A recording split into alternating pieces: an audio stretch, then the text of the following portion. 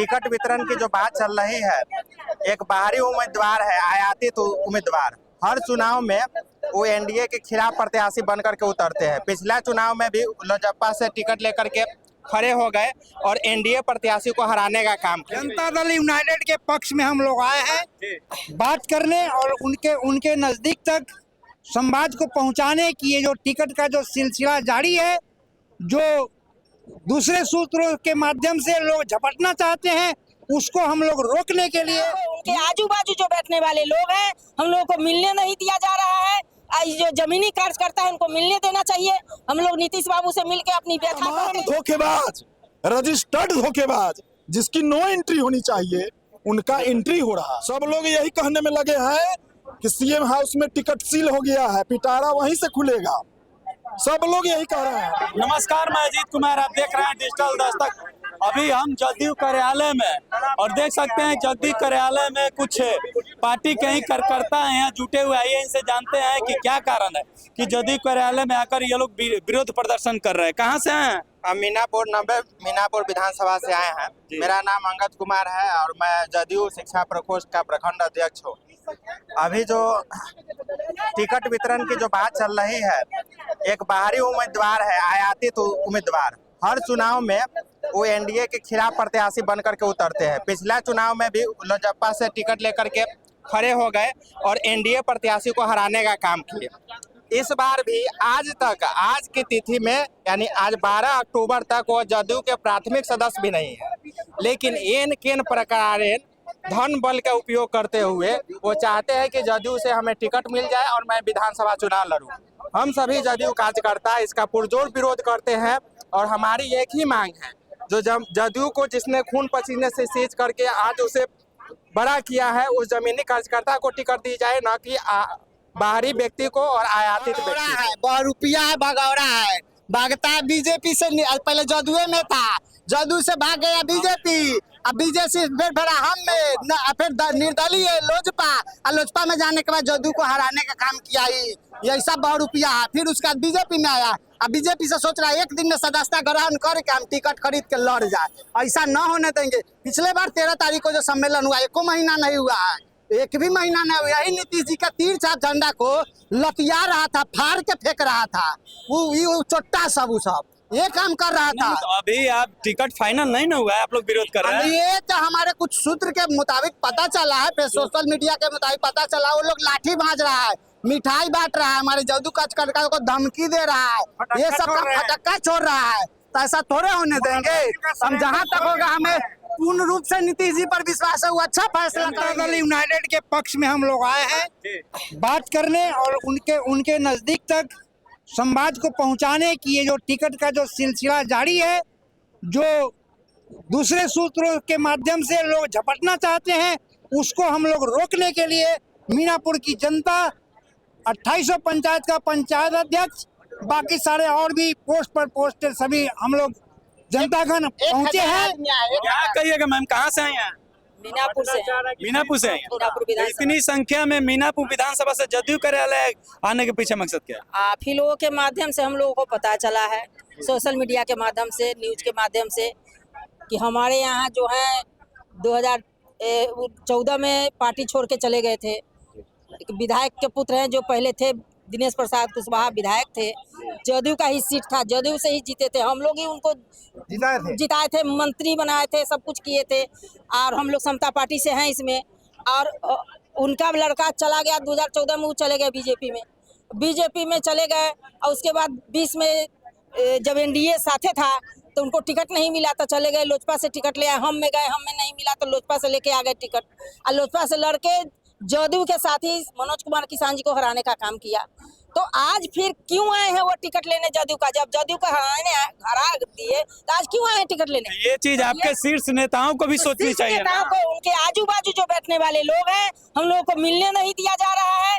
जो जमीनी कार्यकर्ता है उनको मिलने देना चाहिए।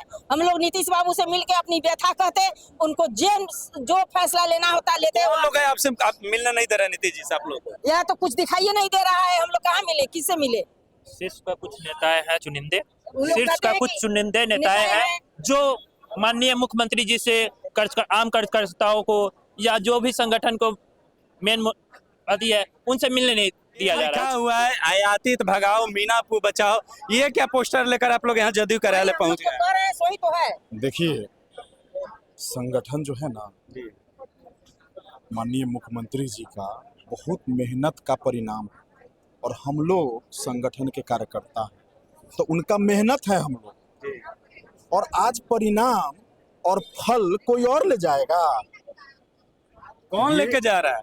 अभी तो संभावना दिखाई जा रही है, लोग अपने फेसबुक हैंडल से, ट्विटर हैंडल से पोस्ट कर रहे हैं, क्षेत्र में फटाका उनके समर्थक उड़ा रहे हैं। पटाखा फूटने लगे क्षेत्र में? बिल्कुल, मीनापुर में, कांटी में, गायघाट में, और तमाम धोखेबाज, रजिस्टर्ड धोखेबाज जिसकी नो एंट्री होनी चाहिए, उनका एंट्री हो रहा है।